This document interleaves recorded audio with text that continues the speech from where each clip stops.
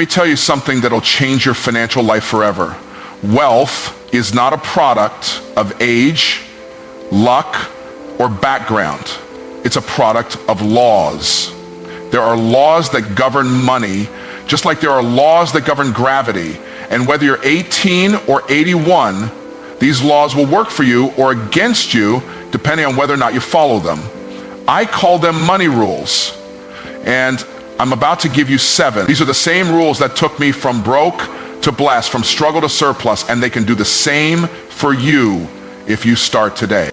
Rule number 1, you must believe you're supposed to be wealthy. Not hope, not wish, believe. You can't attract what you don't believe belongs to you. And if you think money is evil, guess what? You'll keep it far from you. But if you understand that money is a tool in the hands of the righteous, you'll stop running from it and start commanding it. Belief is the foundation. If you don't believe wealth is for you, no strategy, no system, no hustle will save you. Rule number 2, stop trading time for money. That's a broken system.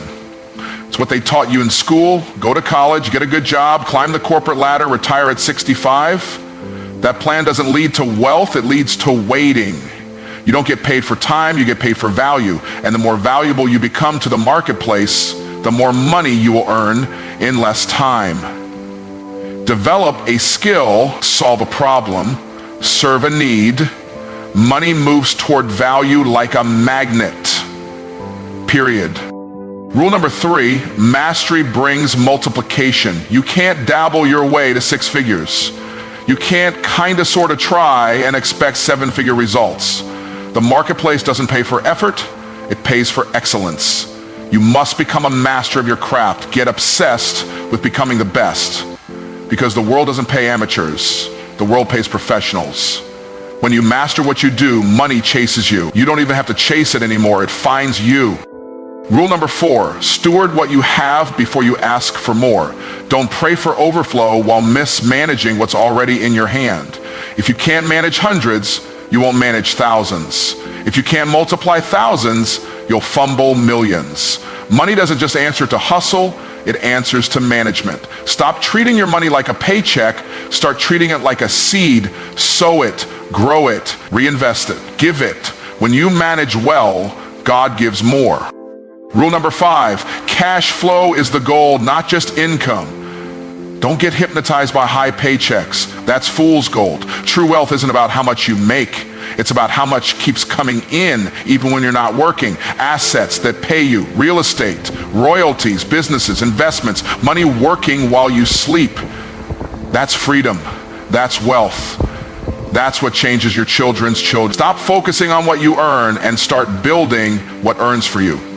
Rule number 6, money moves at the speed of decision. Don't wait until it's perfect. Don't wait until you're ready. Ready is a myth. You become ready by moving. Action creates clarity. Too many people are broke because they're busy preparing, thinking, analyzing, and never doing. Money doesn't come to the thinker, it comes to the mover. Decide today, launch today, invest today. Learn on the way, but start now. Because speed matters more than perfection. And rule number 7, you can start these rules at any age. Wealth doesn't have an age requirement. It's never too early and it's never too late. I've seen teenagers build 6-figure businesses. I've seen retirees become millionaires in their 60s. The laws don't care about your birthday, they care about your behavior. Start now. Don't look at where you are, look at what's possible. You may not be responsible for how you got here, but you are 100% responsible for where you go next. Let me close with this. Money is not your master, it's your servant. It will do anything you tell it to do once you learn how to command it. These rules aren't magic, they're principles. They don't work just because you heard them, they work because you apply them. Faith without works is dead, and wealth without action is fantasy. So take these 7 money rules and start using them today. Because if you do, a year from now, your life will not look the same. Your bank account won't look the same. And most importantly, you won't be the same. Let's go build that wealth. Wealth always starts on the inside before it ever shows up on the outside. You've got to understand something. Money doesn't create belief. Belief creates money. If you don't see yourself as someone who is supposed to be wealthy, no amount of effort, strategy, or opportunity will make a difference. You'll sabotage yourself every time because the level of your belief sets the ceiling on your abundance. The truth is, people don't get what they want, they get what they believe they deserve. And if deep down you believe wealth is for other people, or that you're not worthy, or that it's too late, then wealth will always stay just out of reach, no matter how hard you work. Your thoughts are the blueprint for your financial future. What you think repeatedly becomes what you believe, and what you believe becomes what you build. That's why two people can go through the same economy, face the same setbacks, and have the same education, and one of them becomes wealthy while the other stays broke. The difference isn't what they have, it's what they believe. One believes I can, and the other believes I can't. One believes I am worthy of abundance, and the other believes I'll never get ahead. And they're both right. Because belief shapes behavior, and behavior shapes results. You must condition your mind to accept wealth as your new normal, not as a fantasy, not as a maybe, as your standard. And this doesn't mean greed. This means understanding that money is a tool, and you have a divine responsibility to manage that tool well. You are not meant to live in lack. You are not meant to stress over bills. You are not meant to watch others prosper while you stay stuck. You are meant to live in overflow, but you cannot receive what your heart rejects. The mind must receive the vision before the hands can receive the provision. So stop saying I'm not good with money. Stop saying I'll never be rich. Stop saying that's not for people like me. Start declaring wealth is attracted to me because I create value. Start affirming I am a magnet for increase. Start believing I was created to prosper, because the moment you believe it, your energy changes. Your choices change, your expectations change, and when your expectation rises, your experience rises with it. And wealth begins with belief, not with your job, not with your savings account, not with your circumstances. The first shift is internal. And once it happens inside you, it can't help but show up around you. Most people are taught from a young age to trade their time for money. Go to school, get good grades, find a safe job, work 40 hours a week, and hope to retire someday.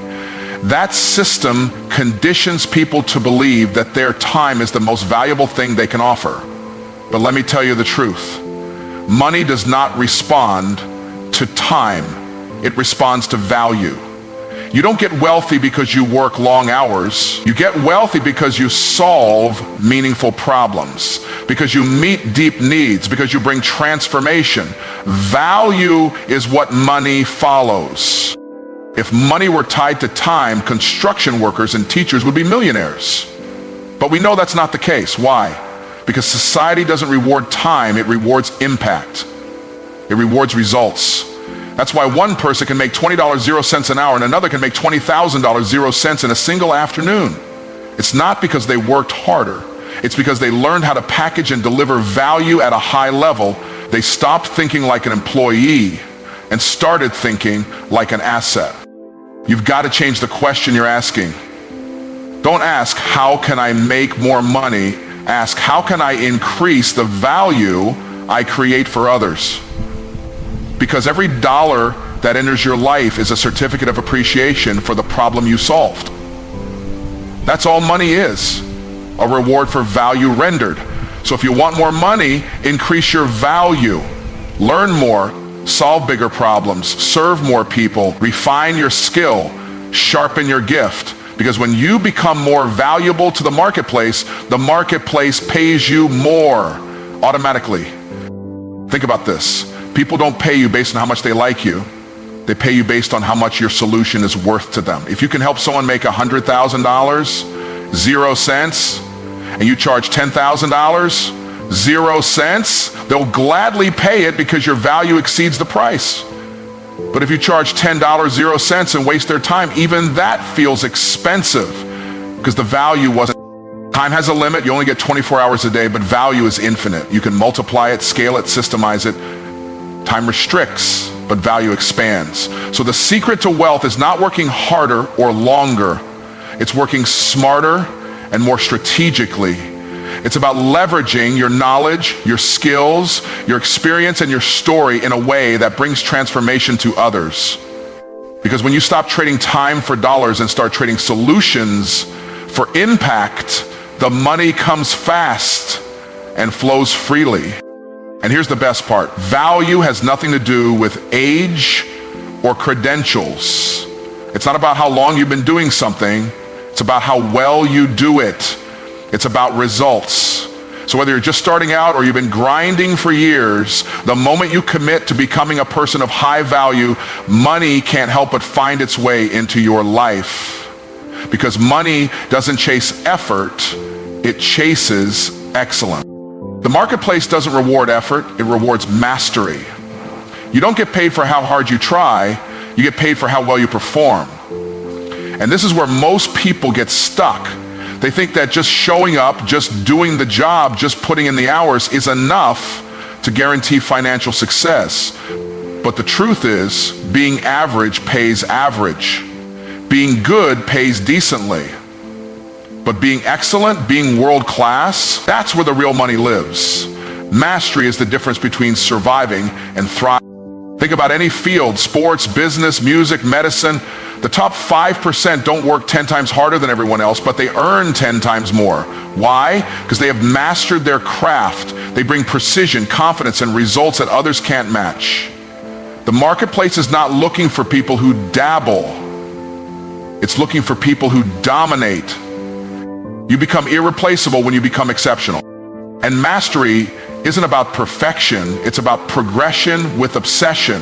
It's the consistent decision to get better every single day, to learn what others ignore, to practice what others avoid, to refine your skills until they're undeniable.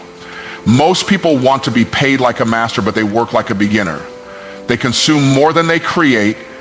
They complain more than they study. But when you become a student of your craft, when you treat your skill like a weapon to be sharpened daily, the marketplace can't ignore you. You have to decide that you will not be average, that you will not blend in, that you will not be another voice in the crowd. You will be the expert, the go-to, the one who stands out because you have mastered what others merely understand. When you reach that level, clients seek you. Opportunities find you. Money flows to you. Because value at that level is magnetic. Here's what's powerful. Mastery isn't a gift, it's a choice. No one was born a master.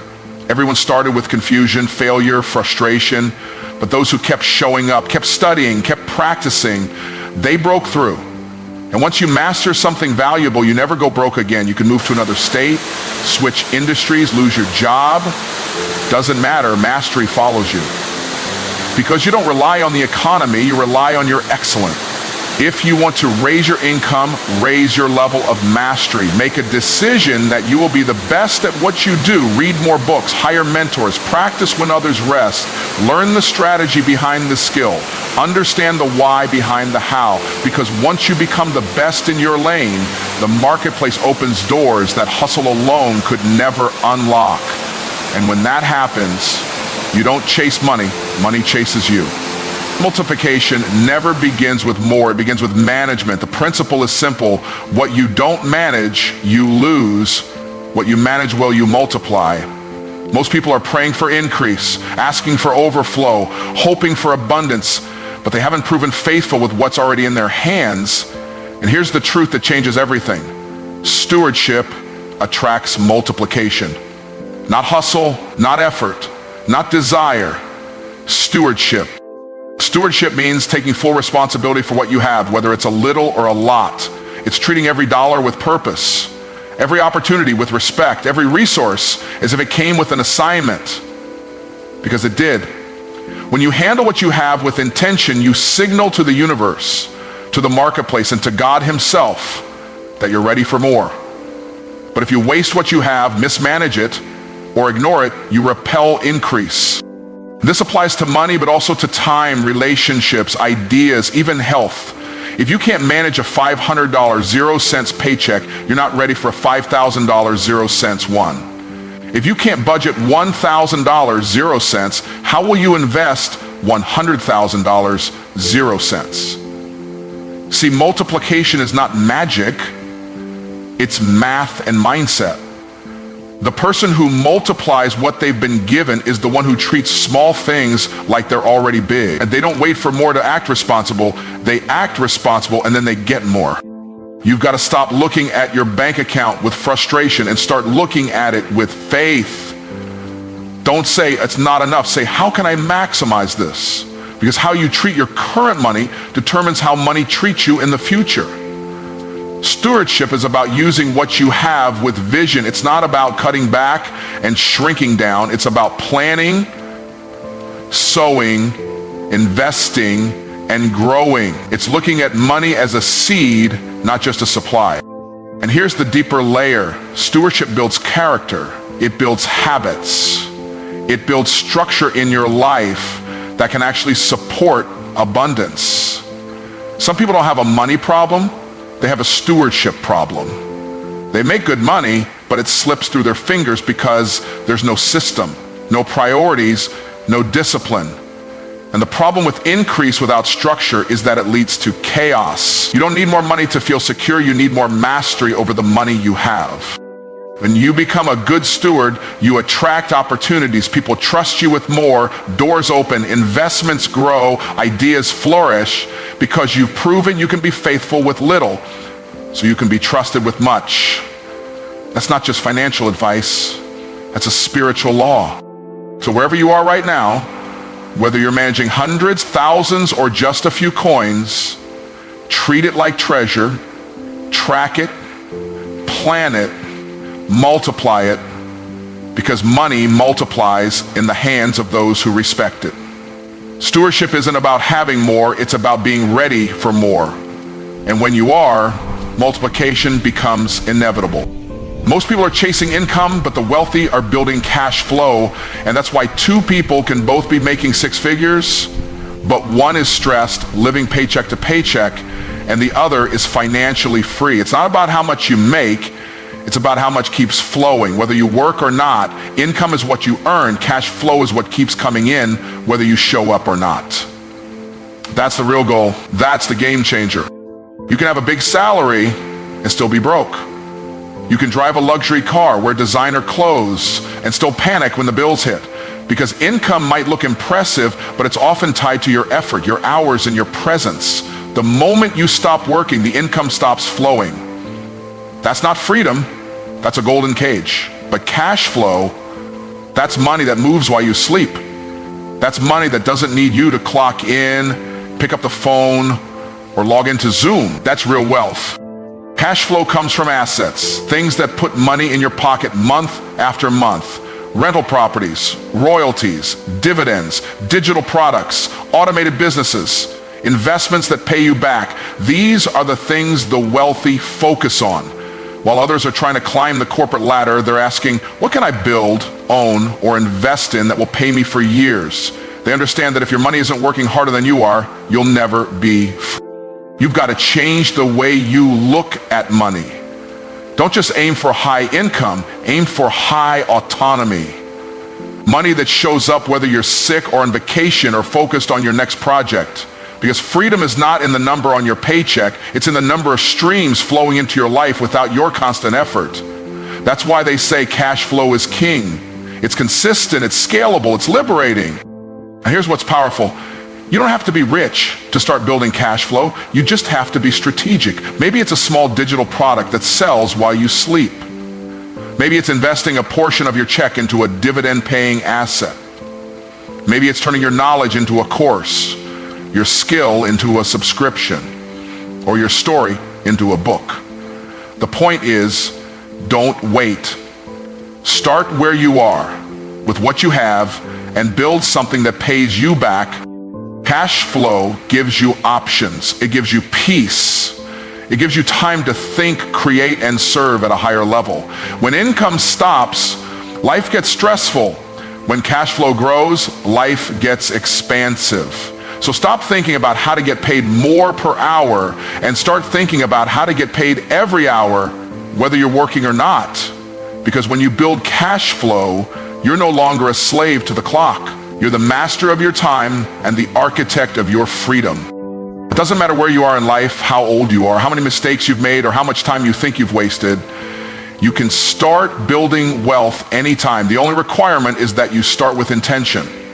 Not with wishful thinking, not with vague goals, but with clarity, commitment, and conviction. Because success doesn't come to those who are simply interested. It comes to those who are intentional. You don't need to have everything figured out. You don't need a perfect plan. You just need to decide that now is the time. Because time will pass whether you move or not. But when you move with purpose, time starts working for you instead of against you. The myth that it's too late is just that, a myth. The truth is, most people don't fail because they start too late. They fail because they never start at all. Starting with intention means you don't just hope for wealth, you plan for it. You study, you take action, you count the cost, you invest in your growth, you stop blaming your past and start building your future. Whether you're in your 20s or your 60s, the moment you begin walking in financial purpose is the moment your entire life can shift. And don't get it twisted, starting small doesn't mean staying small. Intentional seeds produce exponential harvest. That $50 0-cent investment, that side hustle, that mindset shift, that financial habit, they all compound when done consistently. The problem isn't how much you have, it's how focused you are with what you have. A focused person with limited resources will always outperform an unfocused person with abundance. Intentionality also means you align your behavior with your vision. You don't just dream about financial freedom, you back that dream with discipline. You don't just talk about owning assets, you save, sacrifice, and strategize to get them. You cut distractions, you limit excuses, you move with urgency, because you realize every day you delay is a day you can't get back. And here's the beautiful part, the moment you decide to move with intention, doors start to open, opportunities show up, connections align, resources begin to flow, not because life suddenly got easier, but because you got serious. The universe responds to clarity. People respond to purpose. Wealth responds to wisdom in action. So stop telling yourself you missed your chance. You didn't. You're alive, you're breathing, and that means you have another opportunity right now. But don't waste it by being casual. Be intentional. Decide. Plan. Act. And if you do, no matter where you're starting from, you can rewrite your financial story starting today. So here's what it all comes down to. Wealth isn't a mystery, it's a mindset. It's not reserved for the lucky, the young, or the well-connected. It's available to anyone willing to believe differently, act intentionally, and master principles that never fail. You now know the rules. Wealth begins with belief. Money responds to value, not time. Mastery is rewarded, not mediocrity. Stewardship attracts multiplication. Cash flow brings freedom, not just income. And most importantly, no matter where you are, you can start, but you must start with purpose. This isn't about chasing money. This is about becoming the kind of person money is drawn to. A person of vision, of discipline, of strategy. A person who doesn't just earn, but multiplies. Doesn't just work, but builds. Doesn't just dream, but does. If you'll commit to these principles, not just hearing them, but living them, you won't just improve your finances, you'll transform your future. Because the truth is, wealth isn't about what's in your bank account.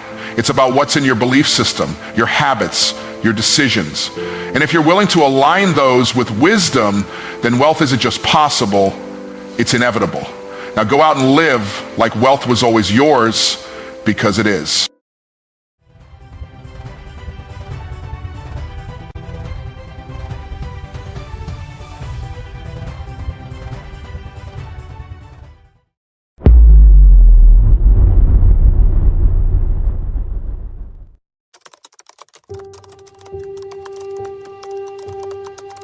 One hour a day can change your life.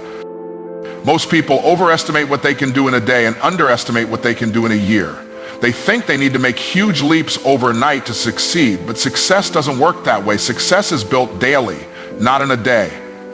1 hour, every day, applied with focused intention, compounds into a life that most people will never even touch. You don't have to flip your whole life upside down today. You don't need 12 hours of grinding. You don't need to quit everything and go live in a cave. You need one focused hour. 1 hour where you turn off the noise. 1 hour where you are intentional. 1 hour where you work on your skills, your business, your body, your mind. Something that moves you closer to the vision God put in your heart. See, the problem isn't that you don't have time. The problem is you're wasting the exact time you need for your breakthrough. 1 hour scrolling, 1 hour binge watching, 1 hour complaining. You already know where it's going. The seeds you're planting are producing a harvest, just not the harvest you want. Principle simple. Small seeds produce big harvests. No farmer plants one seed and expects a tree tomorrow, but plant that seed, water it daily, give it sunlight, give it time, and eventually it grows. It's the same with your life. 1 hour a day may look small today, but in a year, it looks like a new income, a new body, a new mindset, a new legacy. And in 5 years, people will call you lucky, but it won't be luck. It'll be the harvest you planted 1 hour at a time.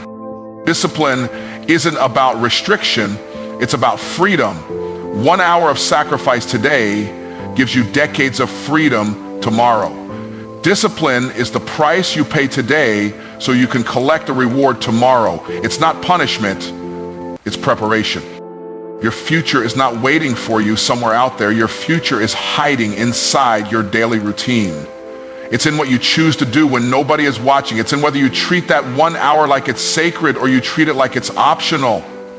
Your future success, your future family, your future wealth, your future health, all of it is quietly tucked inside what you decide to do every single day. 1 hour a day can change your life, but only if you decide to own it, protect it, and work it like your life depends on it, because it does.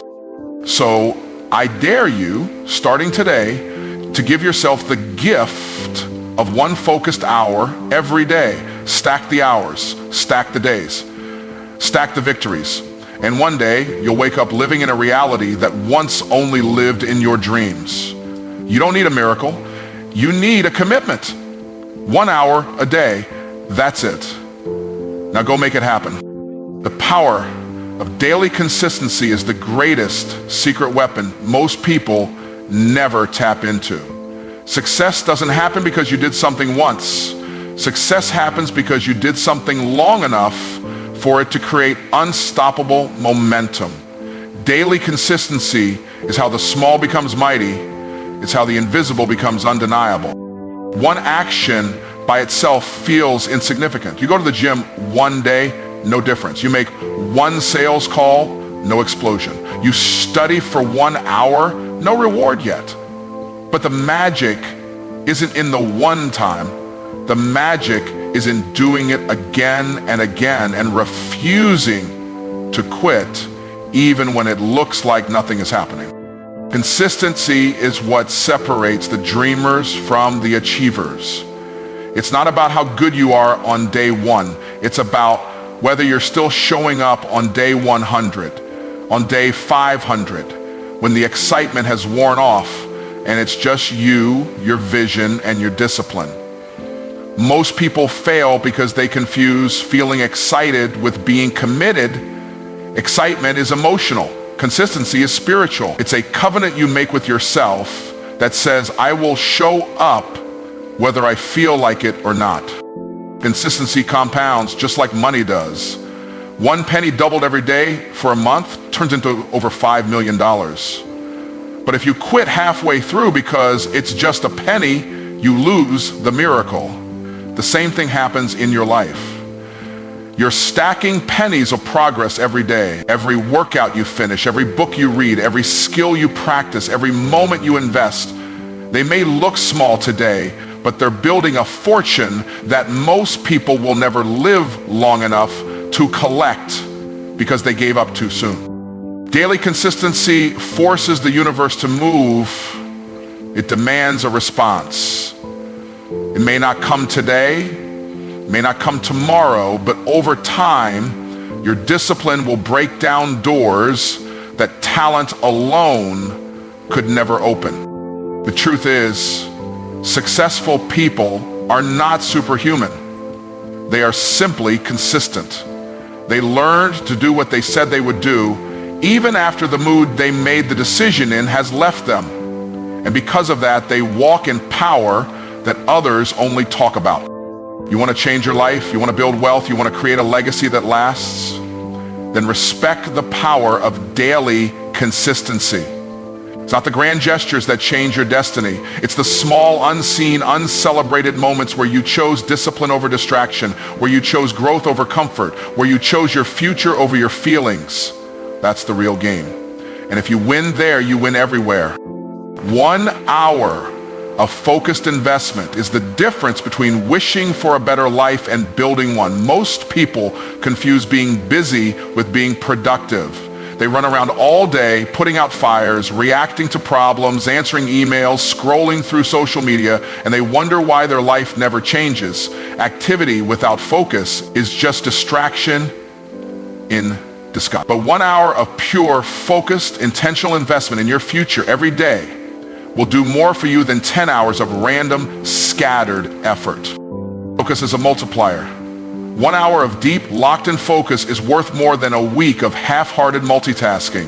When you dedicate just 1 hour to the thing that matters most, the business you're trying to build, the skill you're trying to master, the body you're trying to transform, the vision you're trying to birth, you begin to tap into a level of power that most people never experience because they're too busy chasing distractions. 1 hour of focused investment isn't about doing a million things halfway. It's about doing one thing with excellence, with precision, with purpose. It's about pushing the needle forward in the area that matters most for your calling, your assignment, your destiny.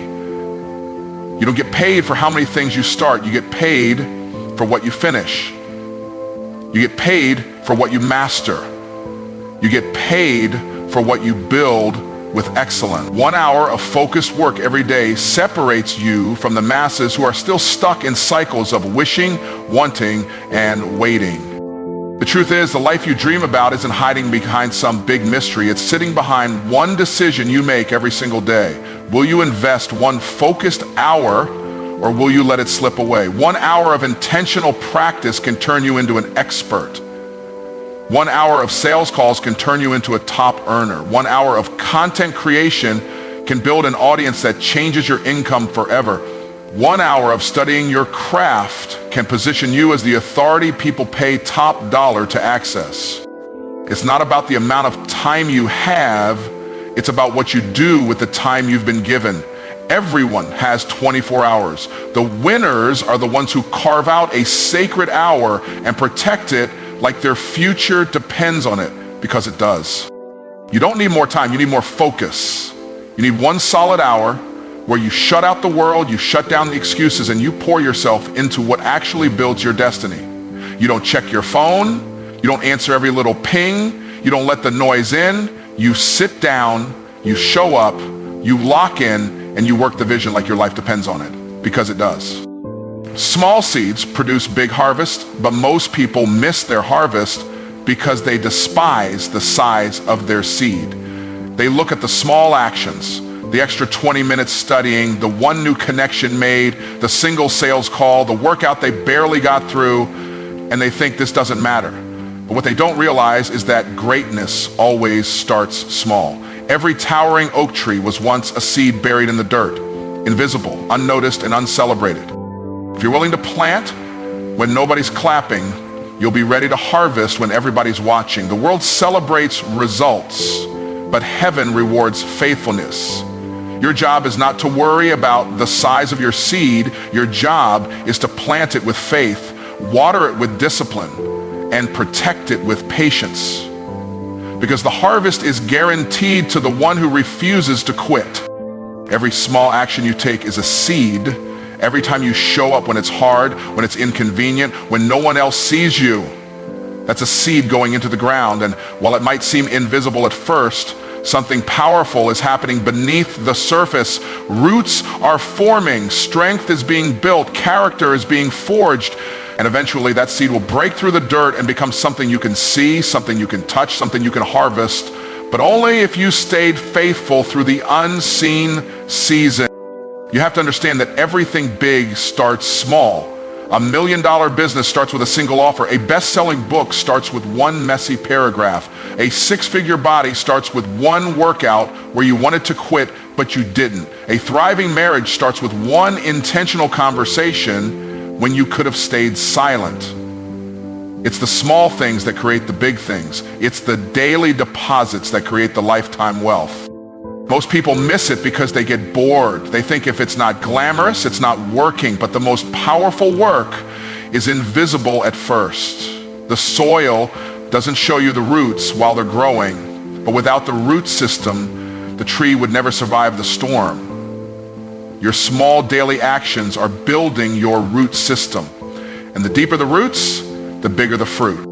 So the key is consistency. You can't plant a seed today and dig it up tomorrow because you don't see results. You can't work your business one week and quit the next because you didn't hit a jackpot. You have to stay planted long enough for the harvest to come. Faithfulness over time always beats talent without discipline. Small seeds planted daily will eventually create a harvest so big you'll have more than enough for yourself and everyone connected to you. But it starts with honoring the small beginnings. It starts with respecting the process. It starts with trusting that what you're doing today, no matter how small it looks, is creating a future far bigger than what you can see right now. Keep planting, keep watering, keep believing the harvest is already on its way. Most people are not missing opportunity. They're wasting the exact opportunity they already have. It's not that people don't have enough time to change their life. It's that they're mismanaging the time that could transform everything. 1 hour, one sacred, focused, intentional hour a day is all it would take to build the business, master the skill, change the body, write the book, deepen the relationship. But instead, that hour gets eaten alive by distractions disguised as entertainment. The truth is, most people throw away the very thing they're praying for. They pray for more money, but waste the hour they could be learning how to multiply it. They pray for better health, but waste the hour they could be moving their body. They pray for success, but waste the hour they could be building their craft. It's not a resource problem. Everyone has 24 hours, but not everyone treats them like they matter. Most people protect their Netflix time better than they protect their future. They know when the next show drops, they know when the next game starts, but they don't know the next move they should make to change their life. Distractions are expensive.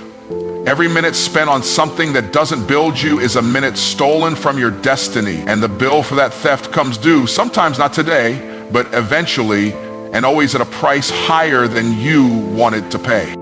You are either investing your time or you are spending it. And the difference between the wealthy and the broke, the fulfilled and the frustrated, the powerful and the powerless comes down to what they did with the same hours everyone else was given. Success isn't just about what you add to your schedule, it's about what you subtract. It's about cutting out the meaningless so you can double down on the meaningful. Most people don't fail because they lack talent. They fail because they waste the hour they needed for mastery. They think they'll do it later. But later becomes next week becomes next year, and next year becomes, I guess it just wasn't meant to be. But it was meant to be if only they had protected that 1 hour. The scary part is how subtle it happens. It's just a few minutes here, a little comfort there, one small compromise at a time.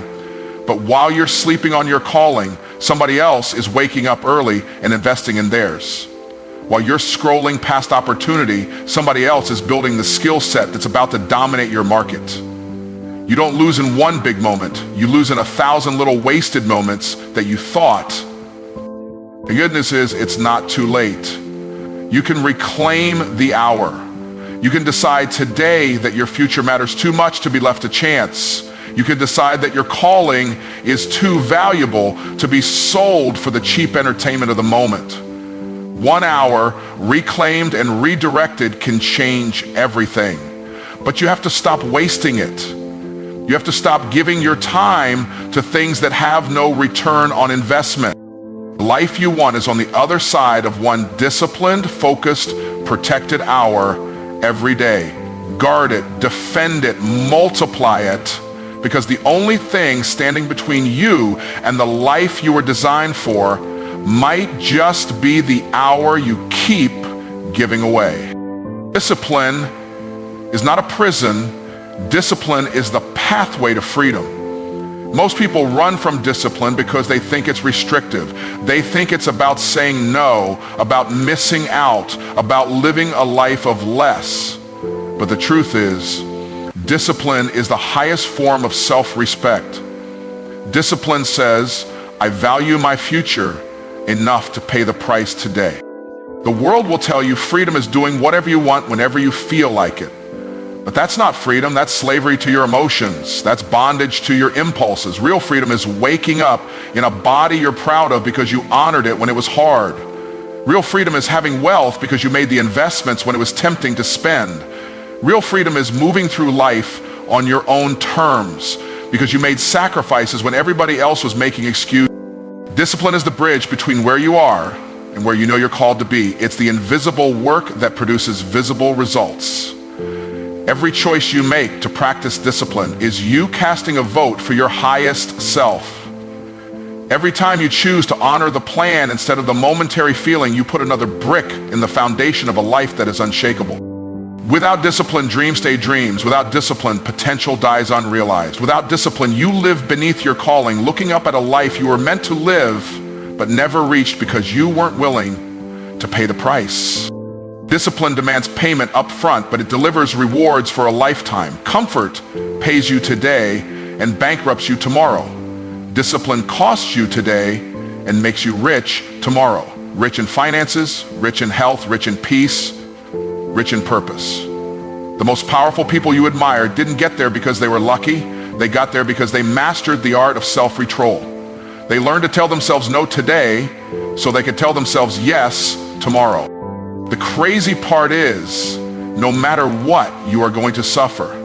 You either suffer the short-term pain of discipline or the long-term pain of regret. There's no avoiding the cost. The only difference is whether you pay on the front end by choice or on the back end by force. When you get serious about your life, you start looking at discipline differently. You realize that waking up early isn't punishment, it's privilege. You realize that building your business isn't a burden, it's a blessing. You realize that doing the hard things today is how you buy the ability to live easy. Freedom doesn't come from avoiding responsibility. Freedom comes from owning your life fully. Freedom is the byproduct of discipline. Every day you practice it, you stack one more brick in the walls of your freedom. Every day you show up when you don't feel like it, you break the chains of mediocrity a little more. Discipline creates freedom. Discipline creates wealth. Discipline creates options. Discipline builds a life you don't have to escape from.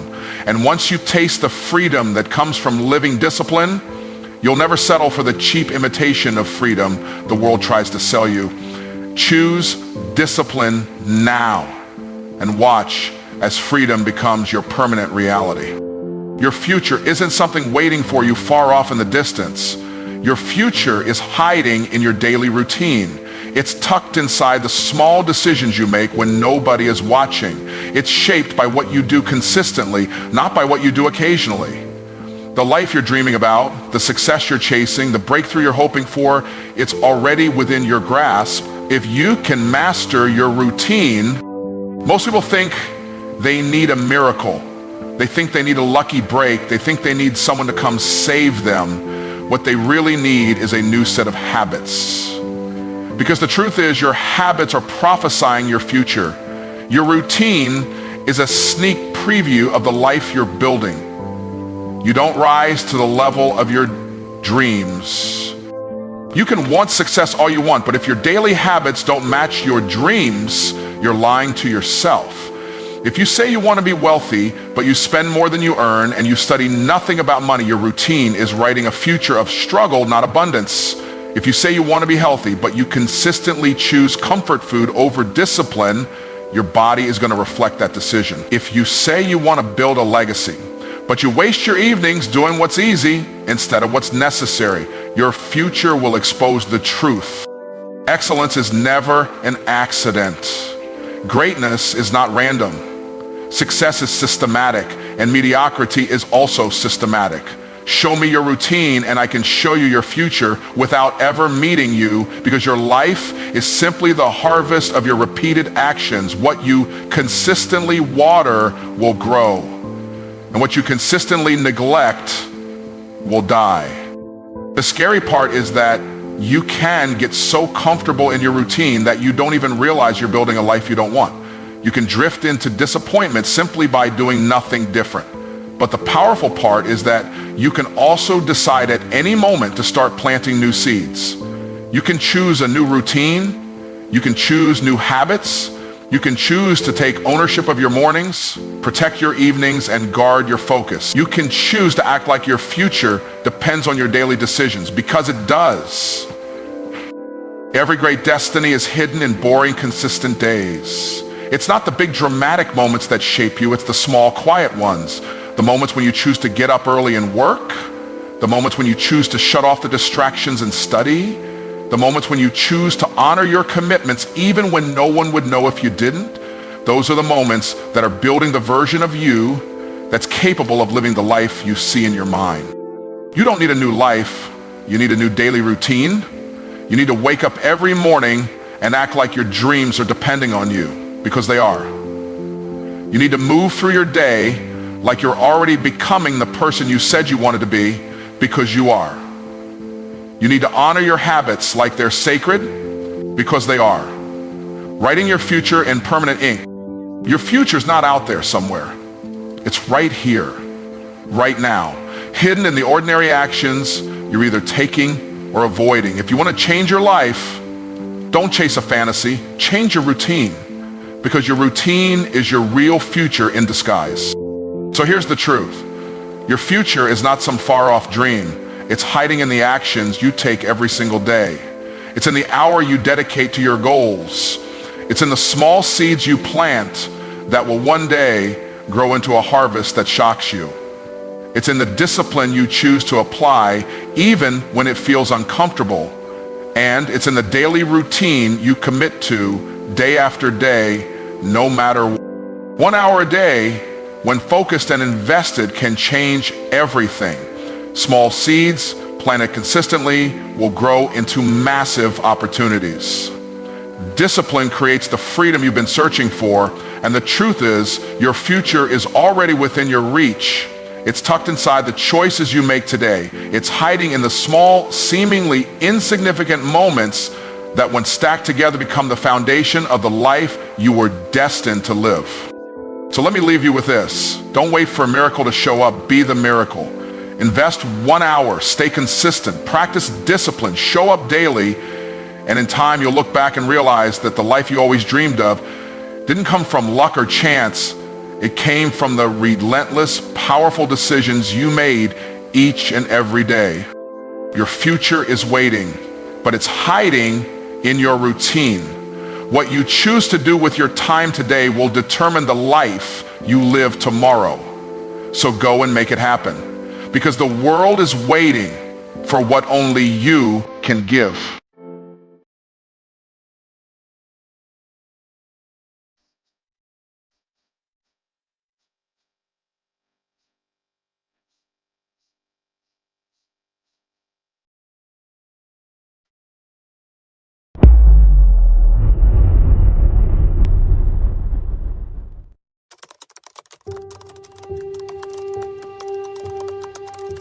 Ladies and gentlemen, brothers and sisters, listen to me closely. This is not an accident. You didn't stumble here by chance. You didn't click that link randomly. You didn't hear this by coincidence. No, this is divine timing. This is your moment. God is sending you this message today, not by accident. Open it now. You've been praying, haven't you? You've been asking for a sign, for a shift, for something to break through. You've been saying, God, show me the way, open a door, give me a word. Well, here it is. You've been standing at the edge of your breakthrough, staring down the mountain, wondering if you have what it takes. Let me tell you something. Truth, you already have it. God put greatness in you from the beginning. Before you were formed in your mother's womb, he gave you gifts, talents, strength, and purpose, but it's on you to activate it. God doesn't bless hesitation, he blesses motion. You've been asking for the blueprint, but God is asking you to move in faith. You don't need to see the whole staircase to take the first step. Sometimes obedience opens the door that information can't. Some of you are waiting for perfect timing, but let me ask you, what if now is the perfect time?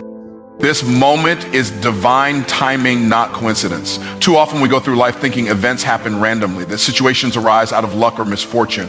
But when you begin to live with awareness, when you tune in to spiritual alignment, you start to understand that there are no coincidences in the life of someone walking in purpose. Every moment has meaning. Every encounter carries potential. And today, this message, this moment, this call is part of something bigger.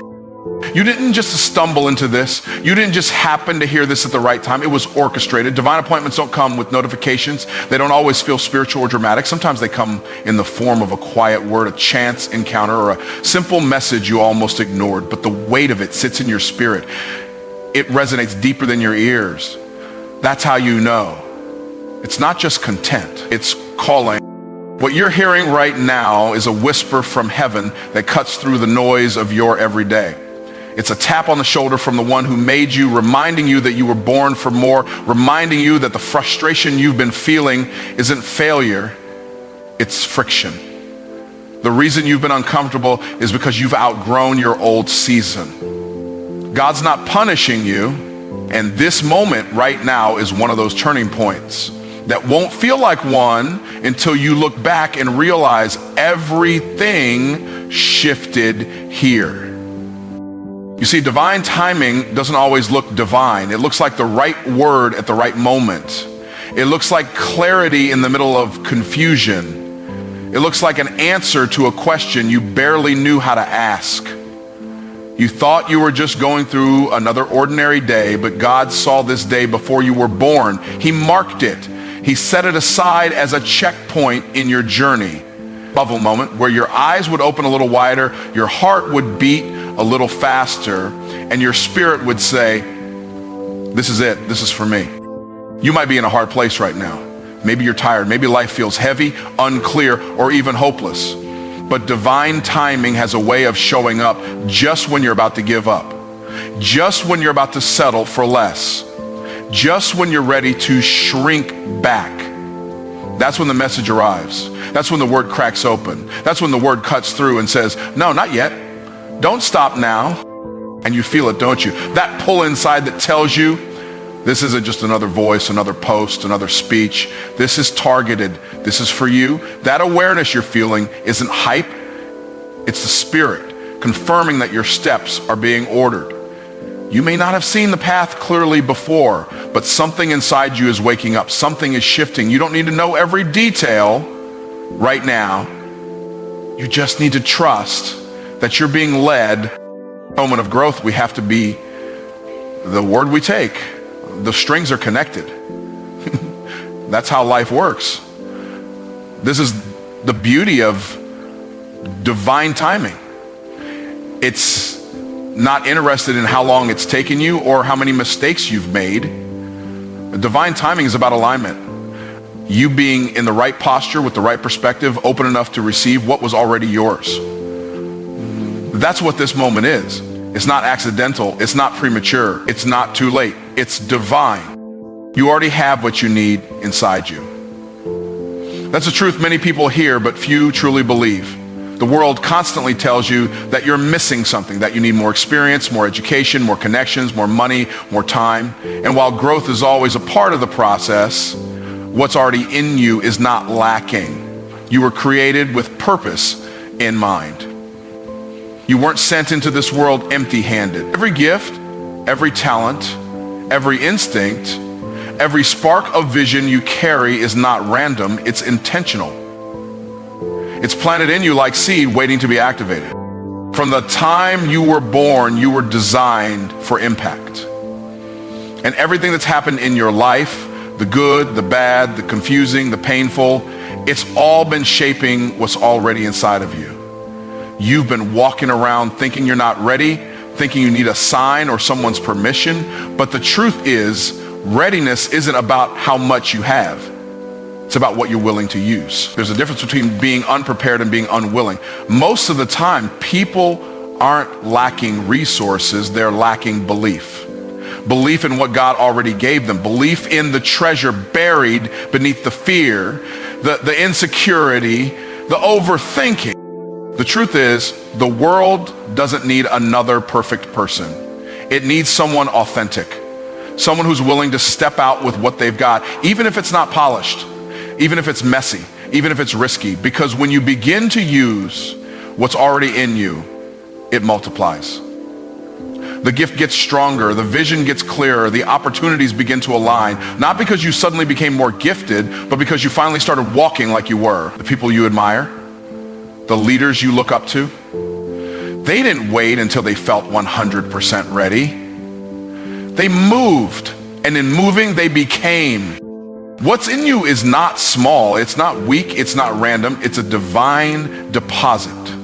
It's evidence that you were sent here on assignment. Think about that. God doesn't send people into the world without equipping them for the mission. You're not the exception. You're not the one he forgot. The very things you think disqualify you, your past, your pain, your personality, those are often the exact things that shape your power. Your story is part of your strategy.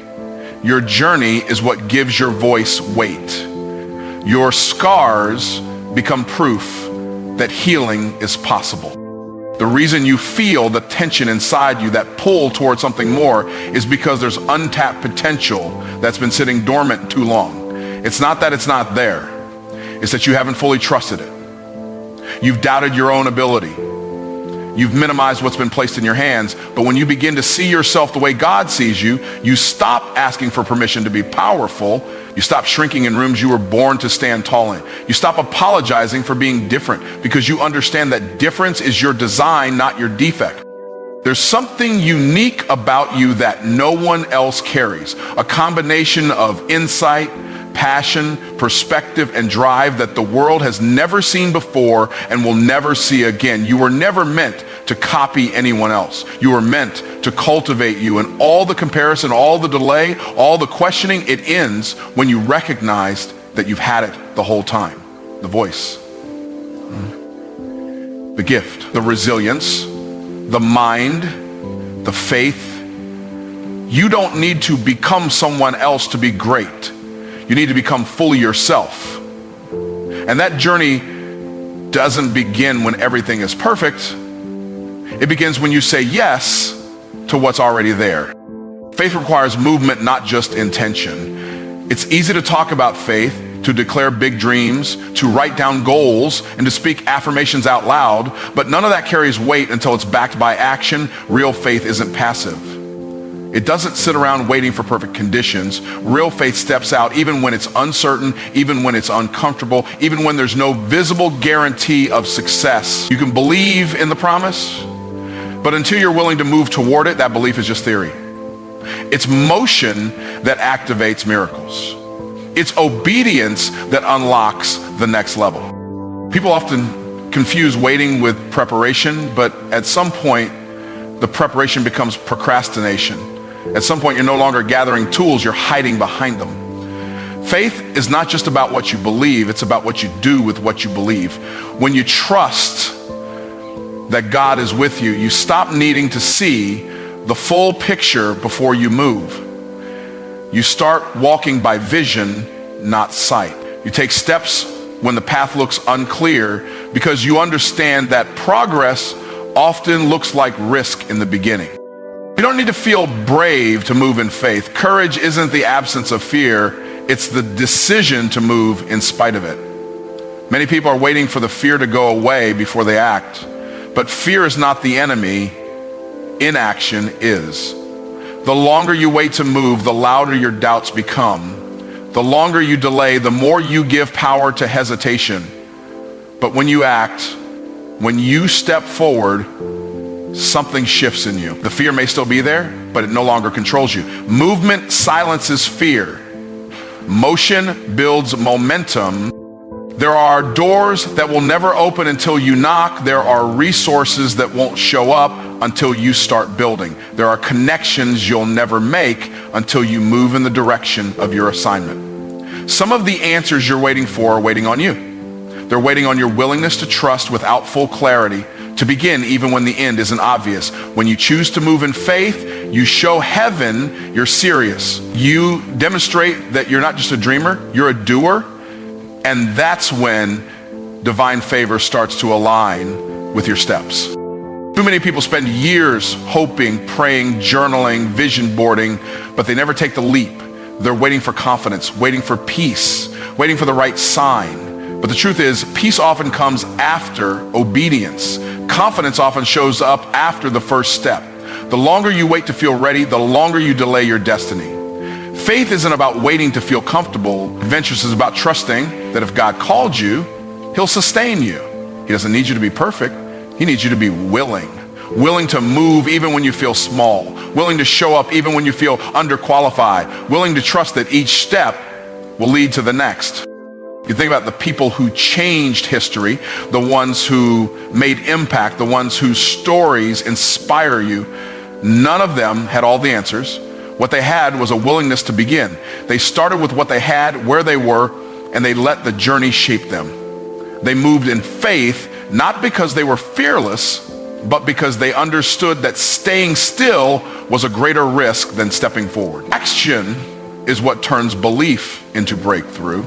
And even the smallest act of obedience can set miracles in motion. Faith that stays in your mind doesn't change your life.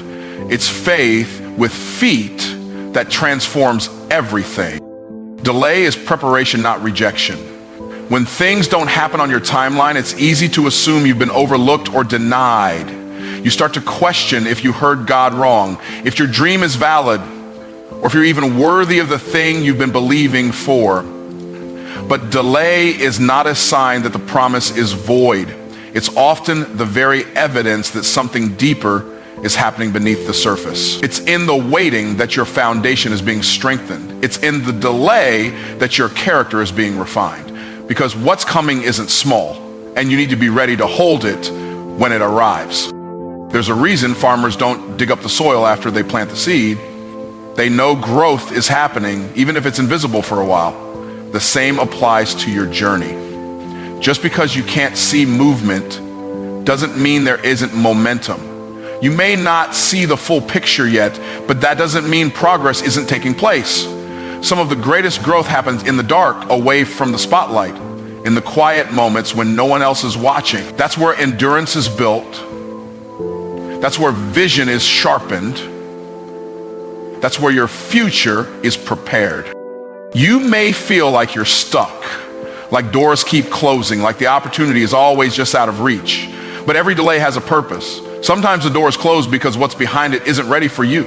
Other times you're not ready for what's behind it.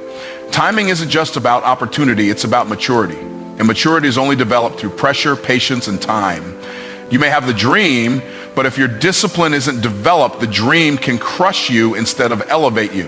That's why delay is never wasted. It's an essential part of the process. When a builder lays a foundation, the time it takes might seem slow and uneventful, but they know the structure that's coming needs something strong to stand on. If you rush the foundation, the whole thing can collapse later. The same is true with your purpose. You're not being delayed because you're forgotten. You're being prepared to carry the weight of what you've asked for. God is strengthening your capacity. He's deepening your roots so that when the blessing arrives, you're not just excited, you're equipped. It's easy to be frustrated in the delay. It's tempting to compare your pace to others, to look at people who seem to be moving faster, rising quicker, achieving more. But comparison will rob you of the value of your process. What you don't see are their internal battles, their unseen struggles, or the lessons they missed by moving too fast. You are not behind. You're on a different schedule because you're being built for something specific. And specific assignments require specific shaping. In the delay, you learn things success can't teach you. You learn how to stay faithful when no one is clapping. You learn how to show up when the results don't look impressive. You learn how to trust God's plan even when yours feels like it's falling apart. And most importantly, you learn that your identity is not defined by your pace or your position. It's rooted in purpose. It's grounded in promise. And that promise doesn't expire just because it's taking longer than you thought. Delay stretches your patience, yes, but it also sharpens your clarity. What you want at the beginning of your journey may not be what you're truly called to, and only time can reveal that. Some of the things you thought were detours were actually divine redirections. Some of the people who left weren't part of the next chapter. Some of the no's were protection dressed as disappointment. That's what the delay is about. It's not punishment, it's preparation for something bigger than what you even asked for. Let go of fear, shame, and small thinking. These are the three chains that keep most people from ever stepping into the fullness of who they're called to be. Fear tells you that you're not ready, that you'll fail, that people will judge you, and that your dream is too risky. Shame whispers that you're not worthy, that your past disqualifies you, and that if people knew the real you, they'd walk away. Small thinking convinces you to settle, to stay comfortable, to aim low, and to play it safe. Together they form a prison that looks like protection, but functions as limitation. Fear is a liar, but it speaks just enough truth to feel believable. It magnifies risk and minimizes potential. It keeps you rehearsing everything that could go wrong instead of focusing on what could go right. Fear will dress up as wisdom to keep you stagnant. It'll sound like, just wait a little longer, or you're not qualified yet, or what if it doesn't work out? But real wisdom is not about hesitation. It's about discernment and action rooted in trust. Faith is not the absence of fear. It's choosing to move even while fear is still talking. The only way to silence fear is to act in defiance of it. Every time you step forward in faith, you starve fear of its power. Shame, on the other hand, is deeper. It doesn't just attack your decisions, it attacks your identity. It tries to convince you that your failures define you, that because you've messed up, you can't rise up. But shame is a false sentence to a life of smallness. Your past is not your prison unless you agree with it. Everyone has made mistakes. Everyone has fallen. What sets the free apart from the stuck is that they stopped agreeing with shame. They stopped rehearsing their regrets and started walking in redemption. What you've been through doesn't make you less valuable. It makes you more relatable, more human, more equipped to lead and uplift others who are still trapped in what you've already overcome. Small thinking is the silent killer of destiny. It sounds humble, but it's really just fear in disguise. It tells you to lower your expectations so you won't be disappointed. It tells you not to try too hard, not to believe too big, not to want too much. But you were never created to think small. You were created in the image of a limitless God. Playing small doesn't serve the world. Hiding your light doesn't help anyone. Shrinking your dreams doesn't make you humble. It makes you ineffective. You can't transform anything by staying silent, invisible, or afraid. You were born to stand out, to lead, to innovate, to shift atmospheres and break generational patterns. Letting go of these chains means confronting the beliefs that have kept you bound. It means recognizing the lies you've accepted as truth. It means looking in the mirror and choosing to believe that who you are is enough, that what you carry matters, and that where you're going is greater than what you've come through. This kind of freedom doesn't come by accident. It comes by decision. The decision to no longer tolerate thoughts that belittle you. The decision to stop making agreements with limitation. The decision to stop waiting for permission to be powerful. You can't carry fear and faith at the same time. You can't hold on to shame and walk in purpose. You can't think small and expect big things to manifest. At some point, you have to decide which voice you'll listen to. Will it be the voice of your past, your doubts, your pain, or will it be the voice of truth, purpose, and vision? The life you're meant to live requires boldness. It requires freedom. And that freedom starts when you release what no longer serves the calling on your life. Your purpose is calling. Answer now. There is a pull inside of you that refuses to be silenced. It shows up in the quiet moments when no one is around. It stirs when you see someone else doing what you know you're capable of. It's that fire that keeps coming back no matter how many times you try to ignore it or delay it. That's purpose. It's not a random thought. It's not wishful thinking. It's a divine assignment embedded in your design. And it's not going to leave you alone until you answer it. Purpose doesn't ask for convenience. It doesn't wait for the perfect time or for every detail to be figured out. It simply calls. And when it calls, it doesn't explain itself. It doesn't come with a manual. It doesn't beg. It doesn't shout. It speaks with authority, with clarity, and with urgency. The reason you feel restless in certain environments, the reason you can't quite settle where others are comfortable is because you were never made to fit into norm. You were made to shift things, to build, to lead, to impact. You're not here by accident. You are an answer to a problem, a solution waiting to be unleashed, and time is not waiting for you to get around to believing that. You've been sensing that it's time. That you can't keep putting off what's inside you, that you've done enough observing, enough planning, enough waiting. That voice within you is purpose speaking up. You're not behind, you're not too late, but the window is open now. And every moment you hesitate is a moment where someone else waits on what only you can bring. There are lives tied to your obedience. There are breakthroughs on the other side of your courage. There are environments waiting to be changed by your presence. But none of that happens until you pick up the call. The danger of delay is that it gets comfortable. You start believing you have time. You start thinking that your purpose can be put on hold while you figure out life. But life is unfolding now. Every day you wake up with breath in your body is a sign that there's still something you're here to do, something you're uniquely built for. Purpose doesn't mean perfect conditions. It means saying yes to the nudge, the burden, the passion that won't leave you alone. It means trusting that what's inside of you is not just for you, it's for the people who need what you carry. This isn't about hype or pressure. It's about alignment. You don't have to force what fits. When you walk in purpose, things begin to align in ways you never imagined. Resources find you. Opportunities appear. People are drawn to your voice, your vision, your leadership, not because you're trying to be someone else, but because you're fully becoming who you were always meant to be. And the longer you wait to answer, the longer you postpone the life that's waiting on the other side of that decision. Your gifts are clues to your purpose. Your passions are not random. The things that break your heart or stir your spirit are indicators of what you're called to shift.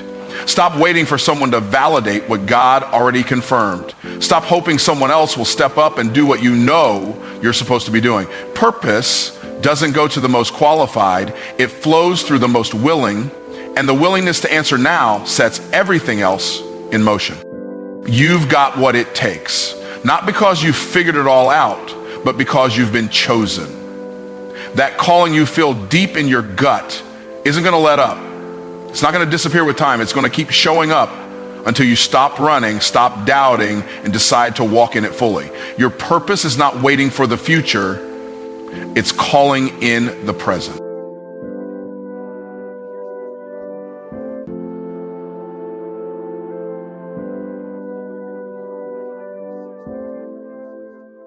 Ladies and gentlemen, let me make something crystal clear from the start. God is not broke. Heaven is not in a recession, and you were not born to struggle financially for the rest of your life. The devil is a liar, and the truth is, God has a divine blueprint for wealth, and it's laid out from Genesis to Revelation. Today I'm about to reveal how to make money God's way. We've been told that money is the root of all evil. That's a lie from the pit of hell. The Bible says the love of money is the root of all evil, not money itself. If money was evil, why would God bless Abraham with gold and silver? Why would he promise to open the windows of heaven and pour out a blessing you don't have room to receive? Why would Jesus say in John 10:10, I am come that they might have life and have it more? God doesn't have a problem with you having money. He has a problem with money having you. You see, most people are chasing transactions, but God wants to give you revelation, because wealth doesn't start in your wallet, it starts in your mind. Until your thinking changes, your income can't grow. Romans 12:2 says, be transformed by the renewing of your mind. That means God can't transform your finances until he first transforms your thinking. If you still believe wealth is for them and not for you, you've already rejected your inheritance. You've got to stop thinking like a slave in Egypt and start thinking like royalty in the kingdom. Now let's get into divine economics. God operates by laws, and one of those laws is seed time and harvest. As long as the earth remains, seed time and harvest shall not cease. If you want to reap, you've got to sow. Stop praying for a harvest in a field where you've never planted a seed. That's not faith, that's foolishness. You've got to release what's in your hand so God can release what's in his. Money's a seed, time is a seed, skill is a seed, and when you sow it with faith and obedience, God multiplies it with power and purpose. But don't miss this. Your gift is the delivery system God gave you to produce wealth. Proverbs 18:16 says, a man's gift makes room for him and brings him before great men. Your gift is not optional, it's essential. You're not broke because you lack opportunity. You're broke because you buried your gift. Unwrap that divine deposit God placed in you and package it with excellence. Then take that gift to the marketplace. Solve real problems and watch wealth chase you down. When you solve big problems, you attract big provision. Business is not separate from the kingdom. Business is ministry when done God's way. Serving people is holy. Solving problems is sacred. Excellence is spiritual. Jesus worked as a carpenter before he preached a single sermon. That means before he built the church, he built tables. Why? Because work was worship, and providing value to others honors God. So don't apologize for your prices.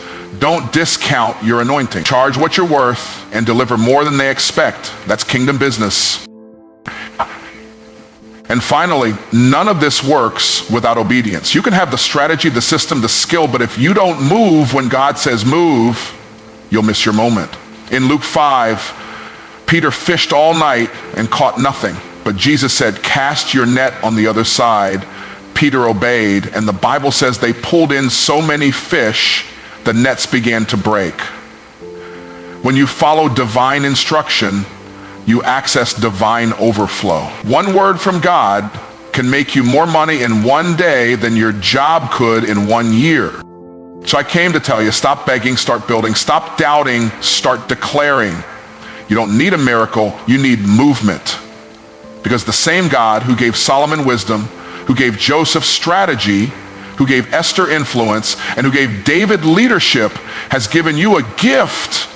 And if you align your faith with action, your gift with excellence, and your money with mission, you'll make money God's way, and you'll never be broke another day in your life. Now go build, go sow, go obey, and go prosper for the glory of God. God is not against wealth, he's against greed. That distinction is everything, because for too long people have equated poverty with holiness, as if being broke is somehow a badge of righteousness. But nowhere in Scripture does God glorify lack. In fact, he calls himself El Shaddai, the God of more than enough, not El Cheapo, the God of barely getting by. God's desire has always been to bless his people abundantly, not just for their sake, but so they can be a blessing to others. Look at Abraham. The Bible says he was very rich in cattle, silver, and gold. Not just rich, very rich. And yet God called Abraham his friend. Look at Isaac. He sowed in famine and reaped 100-fold in the same year because the Lord blessed him. Solomon, God gave him so much wealth and wisdom that kings from around the world traveled just to witness it. If wealth was wicked, why would God put it in the hands of the righteous? But here's the key. God doesn't mind you having money as long as money doesn't have you. Greed is when money becomes your master instead of your servant. Greed is when the pursuit of wealth replaces the pursuit of purpose. Greed is when you forget the source and idolize the resource. That's what God is against, because greed blinds you. It twists your values. It makes you step over people to chase profit, and it disconnects you from the very reason God empowered you in the first place to steward, to serve, and to build his kingdom. Wealth in the hands of the righteous becomes a weapon against injustice. It feeds the hungry. It funds missions. It opens doors for influence and impact. God wants his people to have wealth so they can influence systems and shift culture, but he wants to make sure your character is strong enough to carry what he's trying to give you. That's why he'll test your heart before he fills your hands. He'll see if you can tithe when it's tight before he trusts you with overflow. Because if you can't handle $100 0 cents without getting arrogant, you're not ready for $100 0 cents. So no, God isn't against wealth. He authored it. He owns the cattle on 1,000 hills. He paved streets with gold in heaven, and you think he wants you scraping by on earth? Not a chance. But he is against greed, because greed disconnects you from gratitude. And wealth without gratitude becomes a curse instead of a blessing. Stay submitted, stay generous, and let God bless you, not so you can flex, but so you can flow in purpose and fund the vision he's given you. Wealth starts with a revelation, not a transaction. If you think money begins in your bank account, you've already missed the foundation. Real wealth begins in your mind, specifically when your mind catches up to what God already said about you. The problem isn't that people are underpaid. The problem is that they're undervalued, starting with how they value themselves. And that value shift doesn't come from getting a check. It comes from receiving a word. Until your inner identity is transformed, your outer reality can't change. That's why Romans 12:2 doesn't say be transformed by getting more clients. It says be transformed by the renewing of your mind. Because until you see yourself the way God sees you, anointed, appointed, equipped, and called, you'll keep settling for scraps when you were born for overflow. Your enemy doesn't fight you because of your paycheck. He fights you because of your potential. He knows that once you get a revelation of who you are in Christ and what you're capable of creating through faith and obedience, he's lost control over your income. Look at the prodigal son. He didn't become broke the moment he spent the money. He was broke the moment he forgot who he was. He said, make me like one of your hired servants. It's a poverty mentality. But when he came to himself, that's the moment of revelation. He returned to the Father and stepped back into provision. You don't need a better job to prosper. You need a better perspective. Because until you believe you're worthy of wealth, you'll keep pushing it away in the name of humility or religion. Right? Wealth doesn't follow hustle. Wealth follows clarity. People are grinding, burning out, chasing every opportunity, yet nothing shifts. Why? Because without revelation, your activity lacks direction. One word from God can unlock more income than a decade of striving. When Peter obeyed Jesus and cast his net where Jesus told him, he pulled in so much fish the net started to break. That wasn't hustle. That was obedience to divine instruction. Revelation led to acceleration, to our morning. You don't attract wealth just by working harder. You attract wealth by aligning with your assignment. You discover your God-given gift. You gain the confidence that it's valuable, and you start showing up in the marketplace with boldness, knowing that what you carry is worth compensation. That boldness doesn't come from your resume. It comes from revelation. God put something inside me that solves problems, serves people, and brings him glory. So if you want to change your financial reality, don't start with a sale. Start with a scripture. Don't look for a client, look for clarity. Get in the word, get in prayer, get revelation. Because when your mind levels up, your money has no choice but to follow. the law of seed time and harvest still works. It's not just an agricultural principle, it's a kingdom principle, and it governs every area of increase in your life. From Genesis 8:22, God makes it clear, as long as the earth remains, seed time and harvest shall not cease. That means this law is eternal. It doesn't matter what the economy looks like. It doesn't matter who's in office. It doesn't matter what your background is or how broke your family was. If you learn to operate by the law of sowing and reaping, you will rise. People pray for harvest but never plant seed. They cry out for abundance but hold on tight to every dollar, every moment, every gift, afraid to let go. But God's system doesn't work by clenching. It works by releasing, because whatever you release in faith, God multiplies by grace. You can't expect a harvest if you never sowed in the first place. That's not faith. That's spiritual entitlement. And heaven doesn't respond to pity, it responds to principle. Sowing isn't just about money, though money is part of it. Your time is a seed. Your effort is a seed. Your faith is a seed. Your words are seeds. And every seed produces after its kind. If you sow excellence, you reap favor. If you sow generosity, you reap abundance. If you sow consistency, you reap momentum. The question isn't whether the harvest works. The question is, what are you sowing and where are you sowing? A farmer doesn't just throw seed on concrete and hope for the best. He prepares the ground. He knows the season. He expects a return. That's how you have to treat your sowing. Don't just give randomly. Don't just work aimlessly. Ask God for strategy. Sow into good ground. Sow into people, opportunities, and assignments that align with your purpose. And when you sow with expectation. Don't just give to give to grow. Because your seed might leave your hand, but it never leaves your life. It goes into your future where it multiplies and meets you again in harvest form. There's a reason why the enemy fights your seed. He doesn't fight what's in your hand. He fights what it could become. One seed can break generational poverty. One seed can open doors no man can shut. One seed can shift your business, your family, your ministry. But you have to trust the process.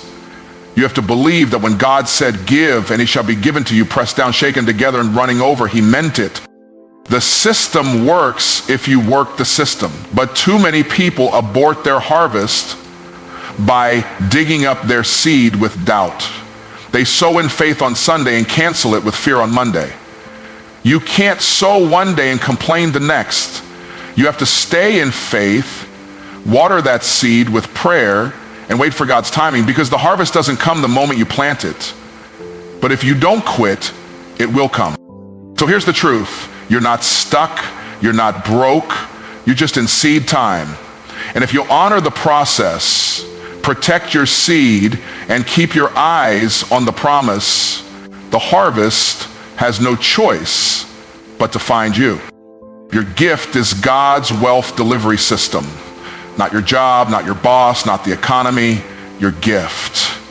That means the key to your financial future isn't in someone else's hands, it's in yours. God designed it that way on purpose. He deposited something unique inside of you before you ever took your first breath.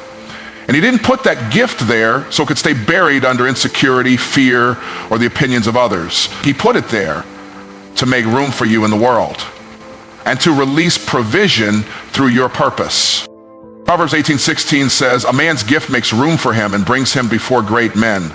Notice it doesn't say your education makes room. It doesn't say your resume makes room. It doesn't say your hustle makes room. It says your gift, the thing God uniquely designed you to do. That's what unlocks access, favor, and wealth. You don't get wealthy by doing what everyone else is doing. You get wealthy by doing what only you were created to do. But here's the problem. Most people are waiting for money to show up before they start operating in their gift. That's backward. You've got to release the gift first, and the money follows. Your gift is the seed. Money is the fruit. So if you're not seeing financial fruit, the question is, have you fully activated your gift? Are you sharpening it? Are you packaging it? Are you offering it to the world with excellence and boldness? Your gift is valuable, but it's your responsibility to develop it. You've got to become world class at what God gave you. David had a gift with a sling, but he didn't show up to Goliath with a weak wrist. He trained in the field. He practiced on lions and bears before he faced a giant. That means your obscurity is not a punishment, it's preparation. God is developing your skill set so that when your gift brings you before great men, you'll be ready. And don't miss this. Your gift isn't just for church.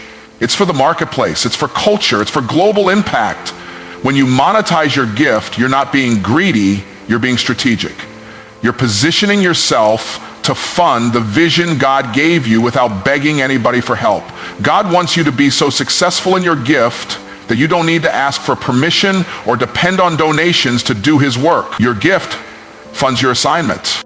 But if you don't value your gift, the world won't either. You've got to believe that what you carry is worth charging for. Not because you're greedy, but because you're a steward. Free has never changed the world. Impact comes from people who understand that their gift is their assignment, and their assignment is worth investing in. You owe it to God, to the people you're called to serve, and to yourself to take your gift seriously. When you finally stop discounting your anointing, when you finally stop hiding behind humility and you step boldly into the arena with your gift in full operation, wealth will begin to flow. Why? Because people pay for value. And God gave you value in the form of a gift that solves real problems. And where there's a problem solved, there's a transaction made. And where there's a transaction, there's increase. So stop looking for a raise and start raising the standard of your gift, because that gift is the delivery system God uses to transfer wealth into your life and through your life into others. Would you like help turning this message into a content series or monetization framework based on someone's unique gift? Business is ministry when done God's way. Too many people have separated the sacred from the secular, like ministry only happens behind a pulpit and business is just a worldly grind. That mindset is not only outdated, it's unbiblical. The truth is, anything you do that serves people, solves problems, and honors God is ministry, and business, when aligned with the principles of the kingdom, is one of the most powerful forms of ministry on earth. Look at Jesus. Before he ever preached a sermon, performed a miracle, or called disciples, he was in business. He worked as a carpenter. He created with his hands. He built solutions. That means before he taught in the temple, he operated in the marketplace. Why? Because business wasn't beneath him. It was part of his preparation. It taught him excellence. It trained him in service. It developed his discipline. And it connected him to the very people he would later call into the kingdom. You don't have to be a pastor to be in ministry. If you run a business that brings order out of chaos, that adds value, that uplifts, that provides solutions, you're in ministry. If you pay your team on time, operate with integrity, serve your clients well, and build something that reflects God's excellence, you're doing something holy. Ministry isn't just laying hands. Sometimes it's cutting checks. Sometimes it's mentoring your staff. Sometimes it's creating jobs in communities that need hope and opportunity. That is kingdom work. God is not limited to the four walls of the church. In fact, he's raising up entrepreneurs, creators, and innovators who will take his glory into boardrooms, industries, and marketplaces. Your business becomes a vehicle for impact when you understand that profit and purpose are not enemies, they're partners. You don't have to choose between making money and making a difference. When you build God's way, you do both at the same time. Colossians 3:23 says, whatever you do, work at it with all your heart as working for the Lord, not for men. That includes your business. When your standard is heaven's excellence, people notice. When you lead with love, when you solve with wisdom, when you deliver with integrity, that's ministry. And the fruit of that kind of business is favor, influence, and yes, increase. Don't apologize for making a profit. Profit is not a sin. In fact, it's proof that you've added value. The Bible says a laborer is worthy of their hire. God isn't glorified by you undercharging, overworking, and barely surviving. He's glorified when you create something so impactful that people want to invest in it. And you steward that increase with wisdom and generosity. So stop hiding your business behind false humility. Stop shrinking back because it's not church work. If you're solving real problems, honoring God, and doing it with excellence, you're not just building a business, you're building the kingdom. And that's ministry at its finest. Obedience activates overflow. Not talent, not effort, not good intentions. Obedience. You can be gifted, smart, and hardworking, but if you're not aligned with what God told you to do, you're operating under your own power, and that has a limit. But when you obey, even when it doesn't make sense, even when it costs you comfort, even when it stretches your faith, that's when God releases supernatural provision. That's when the overflow begins. Look through Scripture and you'll see a pattern. Every miracle of abundance was unlocked by obedience. The widow in 2 Kings didn't see her oil multiply until she obeyed the prophet and gathered the vessels. Peter didn't catch the miraculous load of fish until he obeyed Jesus and cast the net on the other side. The 5 loaves and 2 fish didn't feed thousands until the disciples obeyed Jesus' instructions to sit the people down and start distributing. It wasn't the resources that caused the overflow. It was the obedience to the word of God. God doesn't need what you think you lack. He needs your yes. He needs your trust, because obedience is a test of faith. Sometimes it looks foolish. Sometimes it goes against logic. Sometimes God will tell you to sow when you feel like saving, to step out when you feel like staying put, to speak up when you feel like staying silent. But on the other side of that obedience is always something bigger than what you let go of. Overflow isn't just about money. It's about living in the abundance of God's will.